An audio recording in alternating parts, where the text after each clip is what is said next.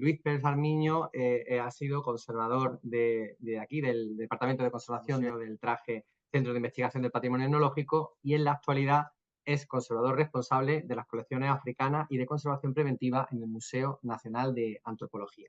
Te paso la palabra, Luis. Muchas gracias. A ver, voy a compartir la pantalla. Bueno, simplemente para empezar, agradeceros la invitación a ti, a Daniel y al IPC por contar con el Museo Nacional de Antropología para que expliquemos un poco cuál es la problemática asociada a nuestras tareas diarias, ¿no?, de conservación preventiva. Es una problemática que casi podríamos resumir en cada objeto que tenemos. Tenemos una colección de más de 25.000 fondos, eso sin contar los bibliográficos o los documentales, y casi cada uno de esos objetos nos ofrece una problemática muy específica. Precisamente en base a esa problemática específica, desde que empezamos a trabajar en un plan de conservación preventiva, nos dimos cuenta de la importancia de la planificación y el establecimiento de unas líneas de trabajo que nos permitiese abordar de una manera global toda la tarea que teníamos entre manos, ¿no? Sí que me gustaría, a ver, perdonad, un momentito. Ay, perdonad. Sí que os voy a contar muy brevemente cómo he estructurado la charla para que veáis un poco las cuestiones sobre las que vamos a tratar. Sí que me gustaría hablar de qué es el Museo Nacional de Antropología, cuáles son sus circunstancias, muy brevemente, cuáles son las principales estrategias que seguimos en materia de conservación preventiva y después me parece muy interesante introducir un factor nuevo. Durante estos días se han hablado de una serie de protocolos y de circunstancias que me han parecido súper interesantes y además estos intercambios siempre son muy beneficiosos para todos y siempre ves ideas que puedes aplicar a tu museo. Pero sí que voy a introducir un factor que quizás es muy específico de nuestra institución, pero que me parece interesante eh, ponerlo encima de la mesa y esperar que genere un cierto debate y aprovechando que justo después tenemos el café virtual y para que tengáis ahí un tema de discusión. Vamos a ver. Voy a empezar haciendo una breve, muy breve referencia a cuál es la historia del Museo Nacional de Antropología. Los que ya lo conozcáis, normalmente cuando hablamos del museo solemos distinguir cuatro grandes etapas de acuerdo a diferentes circunstancias administrativas, pero por una cuestión de brevedad yo voy a resumir la historia del museo en dos grandes momentos. El primero de ellos se extiende desde que el museo se crea en 1875 por la iniciativa particular del doctor Velasco, un médico interesado por la antropología de la época, una antropología muy física, muy desde el punto de vista de la biología, y este periodo lo podríamos extender prácticamente hasta la Guerra Civil, hasta los años 36-39. Es cierto que en este primer momento el museo se funda casi, podríamos decir, entre comillas, como una especie de gabinete de curiosidades, casi el último, en el que se trata de explicar todos los elementos que componen la naturaleza, ¿no?, incluyendo, por supuesto, al ser humano, que va a ser el gran centro de interés, el objeto de estudio del museo desde entonces. Y ya en ese primer museo encontramos referencias a culturas extraeuropeas, ¿no? Igual que el Museo del Traje custodia esa colección que hace más referencia a las culturas propias, las españolas. En nuestro caso, custodiamos ante todo culturas extraeuropeas. Pero en este caso, si el centro de interés es el ser humano, en esta primera etapa sobre todo se aborda desde una perspectiva que podríamos decir biológica, ¿no?, desde el punto de vista de las ciencias naturales. Prácticamente porque el museo asume esa dicotomía que es falsa, ¿no?, de lo europeo es la cultura, la civilización, y lo no europeo se asemeja con la naturaleza, ¿no?, incluso con los estadios más primitivos del ser humano. Perdonad. Es a partir precisamente de la Guerra Civil cuando el museo en sus discursos cambia y da un giro totalmente radical a esa percepción en torno al ser humano, ¿no? Porque si antes, en esa primera etapa, eh, el ser humano se estudia desde una perspectiva biológica, a partir del año 40, que es cuando se crea el Museo Nacional de Etnología, el objeto de estudios va a ser abordado desde una perspectiva cultural, ¿no? es en este momento cuando yo creo que de verdad se ponen las bases de lo que es hoy el Museo Nacional de Antropología y se aborda desde un punto de vista antropológico más cultural, más social, pero muy marcado por la época, ¿no? Es en este momento cuando el discurso se estructura siguiendo un esquema evolucionista, mostrando desde las sociedades más primitivas a las que se consideraban más civilizadas, y hay un componente que es el de la propia historia colonial reciente de España y que es asumida por el museo. Al fin y al cabo, este museo, el Museo Nacional de Etnología, en el año 40 se reforma porque su intención es glorificar la acción civilizadora y colonizadora de España de acuerdo con las premisas de ese inicial régimen franquista. Pero ese discurso se va a mantener prácticamente hasta la actualidad, ¿no? Porque es en los años 80 cuando se inician los cambios en la permanente, de tal manera que se abandona esa presentación evolucionista y se adopta una presentación geográfica. Si hoy vinieseis al museo, entraríais en esa primera planta baja, en una primera sala dedicada a las colecciones asiáticas, subiríais a la planta primera, donde os encontraríais la sala de África, para acabar en la última sala, la segunda, perdón, dedicada a las colecciones americanas. Eso en cuanto a la historia, pero si nos fijamos a las colecciones, en las colecciones, nos vamos a encontrar también con una variedad bastante evidente, ¿no? Simplemente en esa enumeración que podéis ver en la pantalla ya os podéis dar cuenta de nuestra gran variedad, ¿no? Tenemos desde las colecciones africanas. Si me vais a permitir, me voy a centrar más en las colecciones africanas porque son las que mejor conozco, aunque todas las estrategias que desarrollamos en materia preventiva se aplica a la global del museo y de las colecciones. Pero bueno, volviendo a las colecciones, tenemos las colecciones africanas, casi todas provienen de dos grandes momentos, de las expediciones que a finales del siglo XIX y principios del XX tratan de delimitar la capacidad colonial de España en el continente, o más adelante, en torno a los años 40, a partir de la creación de un Museo de África, dedicado en exclusiva al continente, que tras su cierre en el año 73, pues los fondos pasan a ingresar las colecciones del Museo Nacional de Antropología. También tenemos las colecciones americanas, ¿no? Desde las procedentes de la Comisión del Pacífico de 1865 a muestras más actuales relacionadas con trabajo de campo que se ha llevado a cabo en la actualidad. Por ejemplo, es muy importante el Fondo Amazónico, pero hay muy buena representación de todo el continente, ¿no? Junto a ellas tenemos las colecciones asiáticas y oceánicas. Las he puesto junto a las americanas, pero por un tema de gestión interno del museo, ¿no? Pero las colecciones asiáticas también son uno de los fondos fundamentales y aquí ya empezamos a ver un poco esa peculiar historia del museo, ¿no? De donde encontramos que casi todas las colecciones se refieren a Filipinas y provienen de esa exposición que hubo en el Parque del Retiro en 1887 y el resto de fondos asiáticos se incluyen dentro de lo que se da o se presenta al público como religiones orientales.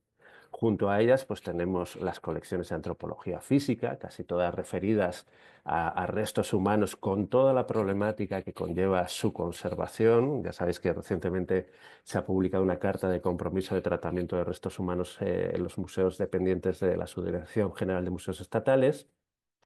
Y habría que añadir también las colecciones europeas, quizás menos representativas a la hora de abordar la complejidad cultural del continente, o los fondos fotográficos y de archivo e incluso los fondos bibliográficos que también entran dentro de nuestra forma de entender la actividad preventiva en el museo. Claro, partiendo de estas colecciones, ya nos encontramos con una serie de problemas si nos centramos ya en la cuestión de la conservación preventiva. Y el primero de ellos es uno que yo creo que es general a todos los museos, que es la enorme variedad que tenemos tanto de todo tipo de materiales orgánicos, inorgánicos, mezclados y demás, e incluso sintéticos, ¿no? Eso sin duda, como ya sabemos todos y todas, dificulta muchísimo la adopción de medidas de conservación preventiva globales, ¿no? Pero es que tenemos que tener en cuenta que nuestro museo, aunque no lo pueda parecer, es un museo que tiene una colección que está en constante crecimiento. Ahí tenéis al lado esta pieza que recientemente se ha adquirido gracias al 2% del Ministerio para la Transición Ecológica y es una pieza de un artista de Ghana, de Patrick Tagoe Turson, que recuerda las técnicas textiles africanas tradicionales. Pero si nos fijásemos más en cómo está compuesta esta pieza, que es de encima de un gran formato, veríamos que cada uno de esos elementos que lo componen son pequeños trozos de goma procedentes de sandalias, las típicas hawaianas de playa, que el artista recoge en las playas de su país, ¿no? Es la típica obra de denuncia de una cuestión medioambiental. Evidentemente, pues imaginaos las complejidades de conservar una pieza de este tipo, a pesar de su actualidad, pero por el tipo de material que tiene, por cómo está elaborada y demás. Y es que muchas veces también en nuestra colección nos encontramos tanto con materiales, pero sobre todo con técnicas que son muy ajenas a nuestra tradición patrimonial, a nuestra tradición cultural, ¿no? Lo que dificulta muchas veces la adopción de medidas en cuanto a intervenciones, ¿no? Además, como buen museo de antropología, como buen museo de etnografía, como lo queramos denominar, casi todas nuestras colecciones se componen de objetos de uso cotidiano que se conciben con una determinada vida normalmente asociada a su uso y que una vez que ha perdido ese uso o se desechan o se reutilizan de algún tipo de forma.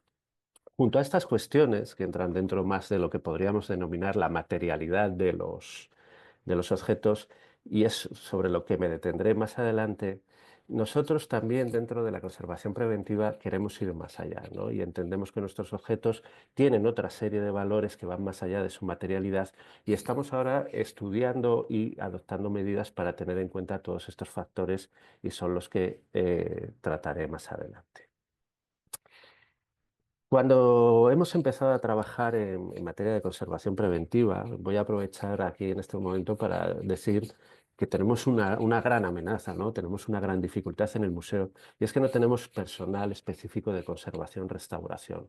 En este momento, en el departamento de conservación, a veces me cuesta llamarlo departamento, ¿no? Estamos dos personas, ¿no? De hecho, quiero aquí agradecer a Marisa Casas, que sin duda es fundamental para la puesta en marcha y de una forma bastante acertada de todas nuestras líneas de trabajo, ¿no? Pero partimos de esa realidad en la que la falta de un personal específico de conservación-restauración nos lleva a que nos centremos sobre todo en todas las estrategias preventivas, ¿eh? Es cierto que contamos con la colaboración de la Subdirección General de Museos Estatales a través de su personal de restauración, que cuando lo solicitamos nos ayudan o nos supervisan en tratamientos muy mínimos, como puede ser la limpieza o el montaje de determinadas piezas o de fondos, pero siempre procuramos que todas las estrategias se centren en cuestiones preventivas. Cuestiones preventivas que además tratamos siempre de abordar teniendo en cuenta los criterios de sostenibilidad, los criterios medioambientales.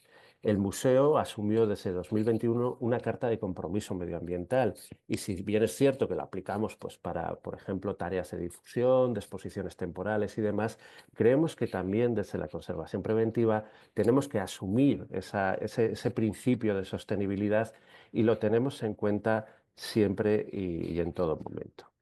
Otra de las cuestiones es precisamente pues, hablar de la conservación preventiva como una estrategia global que afecta a toda la vida del museo y que la entendemos en un marco muy amplio, tan amplio que partimos desde el análisis desde lo más global hacia lo más particular y siempre teniendo en cuenta cómo interactúan todas estas escalas a la hora de afectar a las condiciones de conservación de los fondos. Por otra parte, es fundamental, os he contado un poco los problemas que tenemos en cuanto a personal y es evidente que la planificación es absolutamente necesaria. Una planificación en la que hemos tenido en cuenta una serie de factores. Primero, el edificio como un agente activo que interviene en la conservación preventiva de nuestros fondos, pero también como un elemento pasivo que tenemos la obligación de conservar, ¿no? Luego, todas las diferentes espacios que categorizamos, ya sabéis, ¿no? Pues los típicos áreas públicas con o sin bienes culturales, áreas privadas, etcétera, etcétera. Y, por supuesto, la comprensión global de todas las colecciones, incluyendo la tradicional división de fondos museográficos, documentales y bibliográficos, ¿no? No hacemos una distinción estricta entre todos esos tipos de fondos, sino que aplicamos a cuáles son las circunstancias de todos ellos y, por supuesto, teniendo en cuenta que somos un museo con una actividad expositiva inmensa, enorme y que incluye muchas veces que seamos depositarios de bienes que vienen de otras instituciones, lo que nos obliga a aplicar nuestros mismos criterios que aplicamos a nuestras colecciones a los de las otras instituciones, junto a aquellas restricciones que nos imponen o que nos marcan desde los museos prestatarios o las instituciones prestatarias o depositarias. Partiendo precisamente de ese análisis global que os decía, para nosotros una de las primeras cuestiones que empezamos a trabajar fue en analizar cuál era el entorno del museo. Básicamente porque nuestro museo, los que lo conozcáis, se encuentra en uno de los principales nudos de comunicación de la ciudad de Madrid, ¿no? Haciendo esquina justo enfrente de la estación de Atocha, y siempre nos ha preocupado mucho cómo puede afectar el entorno a nuestras condiciones de conservación. En ese sentido, hemos encontrado una serie de herramientas que han sido básicas para estudiar y analizar cuáles son esos riesgos y cómo nos pueden afectar. Por supuesto, tenemos muchísimo también en mente y también lo aplicamos, todas esas herramientas a las que hacía mención antes Juan Antonio, ¿no? Nosotros partimos de esos análisis de riesgos utilizando, primero nos ha sido súper útil los mapas que proporciona Protección Civil de la Comunidad de Madrid. Aquí tenéis arriba dos ejemplos de esos mapas y tenéis marcado dentro del círculo dónde está situado nuestro museo. Es bastante interesante porque el mapa te permite establecer una serie de capas de acuerdo con los diferentes riesgos que se pueden analizar, ¿no? Entonces, por ejemplo, en este mapa de arriba se podría ver, a lo mejor la imagen no es muy buena, pero ya sí os lo recomiendo que utilicéis esta herramienta, se podría ver los riesgos asociados a aglomeraciones humanas, ¿no? Aunque no lo parezca, somos un museo de mucho tránsito, de protestas, de manifestaciones, muchas veces que tienen como destino el Ministerio de Agricultura, que lo tenemos al lado, y que lo notamos en el museo, ¿eh? Porque tenemos un patio y porque, bueno, pues muchas veces tanto manifestantes como policía entran al museo, pues sobre todo pues para utilizar los baños y demás, ¿no? Entonces son cuestiones que queremos analizar y estudiar y ver cómo nos pueden afectar. O, eh, por ejemplo, hemos detectado a través de estos planos que el museo está en una zona de riesgo de escorrentías desde el Parque del Retiro, ¿no? Porque está a mayor altura y en caso de posibilidad de escorrentías, pues tendríamos ese problema. O, por ejemplo, la estación de Atocha, ¿no? Los túneles de la estación de Atocha no pasan por el museo, pero sí que la línea 11 que se está construyendo va a pasar por debajo del museo y por suerte hemos conseguido que la empresa que se encarga de esas obras haga medidas puntuales cada X tiempo para ver en qué medida nos están afectando las vibraciones de las tuneladoras, de las obras, etcétera, etcétera. Otra herramienta muy interesante es la información que nos proporciona EMET, porque tenemos una estación meteorológica justo en el Parque del Retiro, lo que nos permite establecer correlaciones entre las condiciones climáticas externas y cómo afectan al interior del museo, ¿no? O podemos saber o recoger las precipitaciones que ocurren en la ciudad y cómo afectan a nuestros niveles de humedad relativa, ¿no? Junto a ello, otra herramienta que vamos a introducir y que sí que nos empezaría a empezar a estudiar cómo aplicar al museo es la información de calidad de aire del Ayuntamiento de Madrid, ¿no? La calle Alfonso XII, curiosamente no lo sabía, es una de las más transitadas de Madrid, con lo que supone de contaminación atmosférica, y ya sabéis que desde nuestro museo se sale a una de las principales arterias viarias que dan salida a la ciudad de Madrid. Pues todos estos elementos los estamos analizando y estudiando y sobre todo viendo cómo nos afecta. Por otra parte, ya os comenté que el edificio es un edificio histórico que curiosamente se construye para ser museo, o sea, no es un edificio histórico que se haya reutilizado, sino que se construye para ser específicamente un museo en 1875 y que tiene una historia pues más o menos continua pese a dos grandes momentos, ¿no? El fundacional, el que se construye el edificio, y esa reforma de los años 40 en la que se establecen las tres salas de exposición permanente que tenemos en la actualidad. Pero precisamente nuestro edificio tiene una distribución espacial bastante complicada. No se ve muy bien en el plano, pero aquí tenéis la planta del edificio donde podéis ver ese espacio central de planta rectangular que se corresponde con las exposiciones temporales y cómo se abren dos salas triangulares a cada lado. Pues bien, hemos tenido que, desde siempre, que ingeniárnoslas para encontrar lugares de almacenamiento de bienes culturales y ya os digo, con una colección que nos encontramos en este momento bastante superados a veces, ¿no? Por la falta de espacio. Además, nos encontramos con situaciones como, por ejemplo, almacenes de colecciones, como las colecciones africanas, que están bajo cubierta, pero sí están climatizadas, pero por otra parte nos encontramos con almacenes como el de las colecciones asiáticas, que están en una zona sin climatizar, encima en un semisótano, con lo que eso implica en cuanto a los determinados picos de humedad relativa en determinados momentos del año. A eso hay que añadir la dificultad de todas las comunicaciones verticales. Ahí tenéis algunas imágenes de lo que supone un movimiento de obras en el museo, que es endemoniado y que siempre que movemos obras dentro del museo supone asumir unos riesgos que tratamos de evitar en la medida de lo posible. Teniendo en cuenta estos factores, teniendo en cuenta un poco cuál es la realidad de nuestras colecciones, uno de los compromisos que sí hemos asumido es precisamente el compromiso medioambiental. Creemos que es fundamental.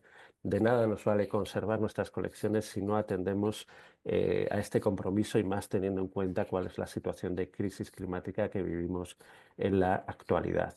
Y, por ejemplo, ¿con qué nos hemos encontrado? Pues nos hemos encontrado con unas museografías totalmente obsoletas, ¿no? Ahí tenéis una imagen de justo cómo sería el sistema de iluminación en las salas de exposición permanente en las que nos hemos encontrado todavía con un sistema de fluorescencia que ya no es lo que supone solo como gasto energético, perdón, sino como riesgo. Entonces, en este momento estamos trabajando precisamente en sustituir todas esas luminarias por un sistema LED más eficiente, que nos permita ahorrar en gasto energético y que creemos que es más sostenible, ¿no? Por otra parte, todo ello regulable de acuerdo con lo que exponemos en cada vitrina. Pero también nos encontramos con otra dificultad derivada de las condiciones ambientales en sala, ¿no? Decía que somos muy pesados estudiando qué es lo que ocurre fuera, pero porque nos afecta mucho a lo que ocurre dentro, porque nuestro museo es que tiene las salas de exposición permanente tienen acceso directo al exterior, ¿no?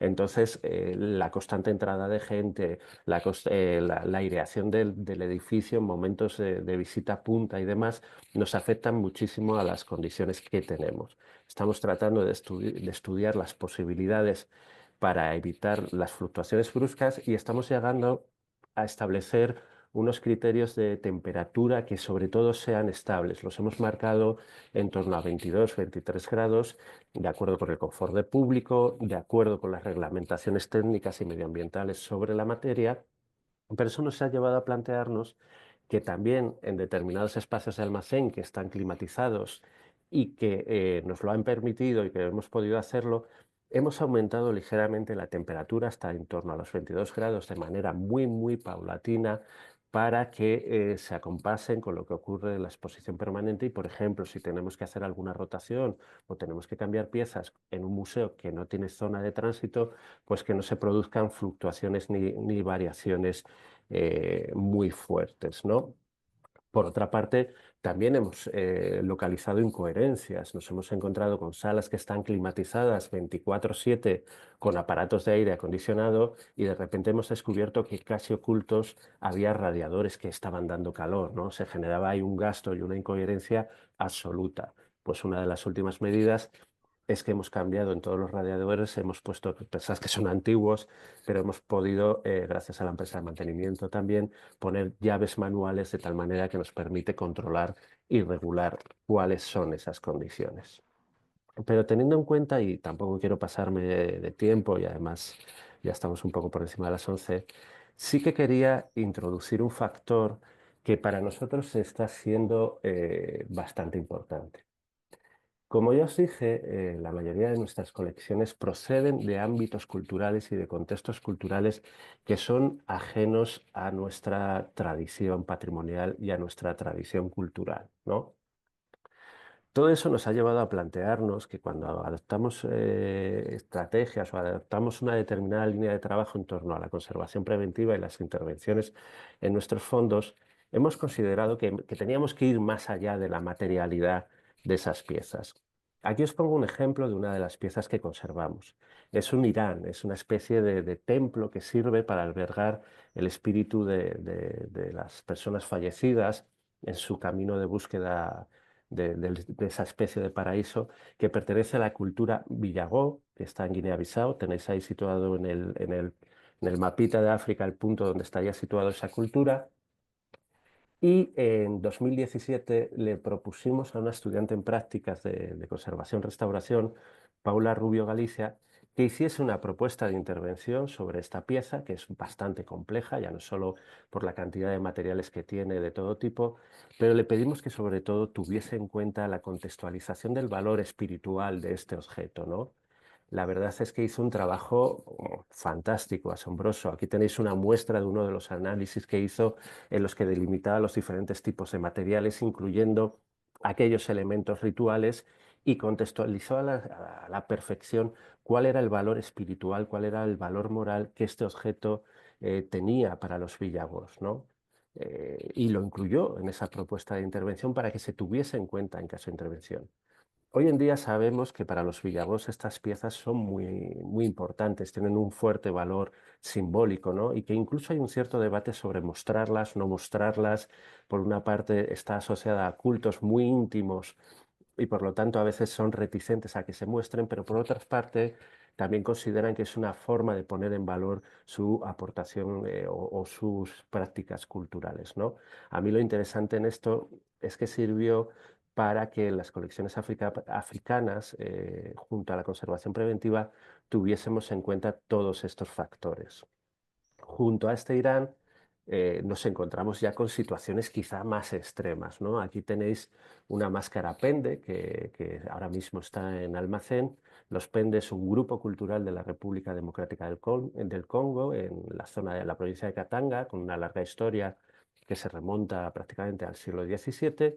Y este tipo de máscara la utilizaban para unos rituales de iniciación del mundo infantil al mundo adulto. ¿Cuál fue nuestra sorpresa cuando, revisando toda la documentación etnográfica sobre este tipo de máscaras, nos llamó la atención un hecho? Y es que una vez que se usa un- esta máscara en un ritual, la persona que la ha usado inmediatamente después tiene que destruir, ¿no? O por lo menos eliminarla. Tiene que evitar a toda costa que pueda volver a ser utilizada. Evidentemente, esto nos llevó a plantearnos y nos llevó a una cuestión, ¿no? ¿Hasta qué punto desde el museo estábamos pervirtiendo la historia de este objeto que tendría que haber sido destruido y sin embargo nosotros nos empeñamos en su conservación? Evidentemente no vamos a destruirlo ni vamos a hacer nada. Entendemos que nuestra obligación es la conservación del patrimonio que custodiamos dentro de la reglamentación legal que hay sobre la cuestión, pero nos parece interesante introducir este debate sobre el papel que el museo tenía en este tipo de objetos y en este tipo de circunstancias, ¿no? Eh, Sin llegar a ese caso extremo, también tuvimos otra circunstancia que fue bastante curiosa y que nos llevó a actuar, ¿no? Y es en relativo a una máscara que se utiliza en el mecuyo, que el mecuyo es un baile de la cultura endogüé. La cultura endogüé habita la zona costera de Guinea Ecuatorial y organizan este mecuyo, este baile. Aquí tenéis la imagen de un mecuyo cada domingo y cuando son momentos festivos importantes, por ejemplo, Santiago Apóstol, ¿no?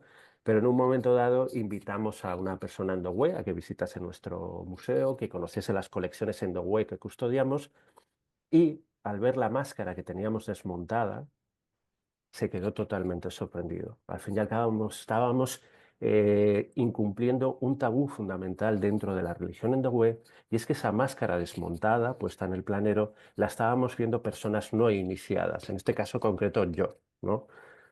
Inmediatamente decidimos que la máscara debía ser tapada, incluso que la máscara, las fotografías que estaban en el sistema Domus, las retiramos y hemos empezado a trabajar en búsqueda de fuentes etnográficas que nos digan que efectivamente no podemos ver esa máscara a no ser que estemos iniciados, ¿no? Claro, eso nos lleva ya a otra de las grandes preguntas y un poco a la pregunta que nosotros nos planteábamos cuando quisimos, cuando nos invitaron, ¿no?, a esta charla. ¿Cómo podemos conservar estas cosas que no podemos ver, ¿no? ¿Cómo podemos conservarla? De momento, os aseguro que desde que vino a vernos esta persona, no hemos vuelto a destapar la máscara. La máscara ha quedado absolutamente tapada y lo vamos a mantener de momento, a no ser que seamos capaces de encontrar la fórmula. Ya por finalizar, porque se me acaba ya el tiempo, ¿qué ocurre? Que dentro de nuestras líneas de trabajo en torno a la conservación preventiva, sí que entendemos que es un compromiso profesional que tenemos y lo sabemos, ¿eh? O sea, sabemos que tenemos que conservar las colecciones que tenemos y estamos empeñados en ello todo el personal del museo. Pero también hemos asumido un compromiso que trata de ir un poco más allá de esa materialidad y que trata de tener en cuenta todos los sistemas ideológicos de las comunidades de origen de las que proceden estas colecciones.